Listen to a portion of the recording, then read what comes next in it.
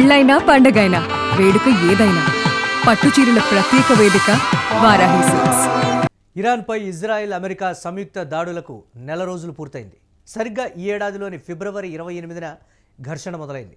Israel America సంయుక్తంగా ఇరాన్లోని సైనిక స్థావరాలు, నగరాలపై ఆకస్మిక వైమానిక దాడులు చేయడం ద్వారా ఈ సంఘర్షణకు బీజం పడింది. అయితే అనుకున్నంత సులువుగా యుద్ధం లేదనేది అమెరికా, ఇజ్రాయెల్ దేశాలకు తెలిసొచ్చింది. భారీ ఖర్చుతో కూడుకున్న యుద్ధంగాను ఇది మారుతోంది. యుద్ధం మొదలైన నెల రోజుల్లోనే అమెరికా ఇప్పటివరకు సుమారు 3 లక్షల కోట్ల రూపాయలు ఖర్చు చేసినట్లుగా తెలుస్తోంది.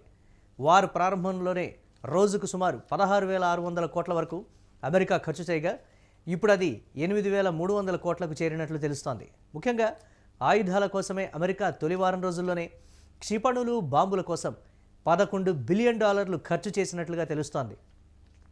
అయితే ఈ ఖర్చుపై అమెరికాలో తీవ్ర అసంతృప్తులు వ్యక్తమయ్యాయి.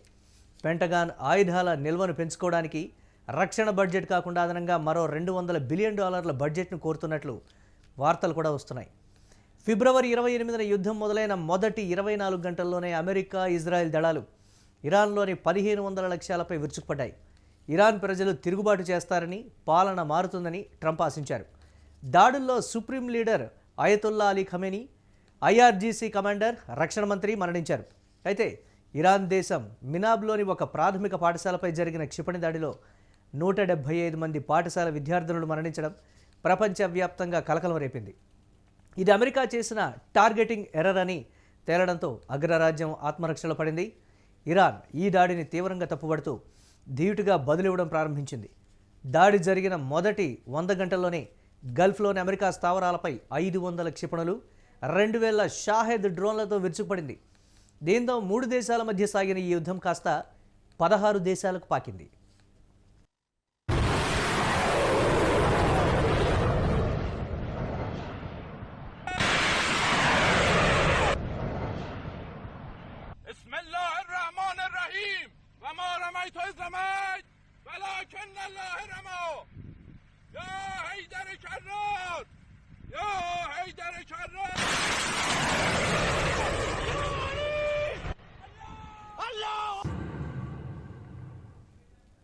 ఇటు యుద్ధంలో అత్యంత విలువైన ఆయుధాలను అమెరికా కోల్పోయింది. ఇరాన్ జరిపిన డ్రోన్ దాడుల్లో అమెరికాకు చెందిన కొన్ని అత్యాధునిక రక్షణ వ్యవస్థలు మరియు నిఘా డ్రోన్లు దెబ్బతిన్నాయి. అలాగే ఒక ఇరాన్ యుద్ధ నౌకను ముంచే క్రమంలో అమెరికా తన అమ్ముల పొదిలోని ఖరీదైన టోర్పెడోలు మరియు క్షిపణులను భారీగా వినియోగించాల్సి వచ్చింది.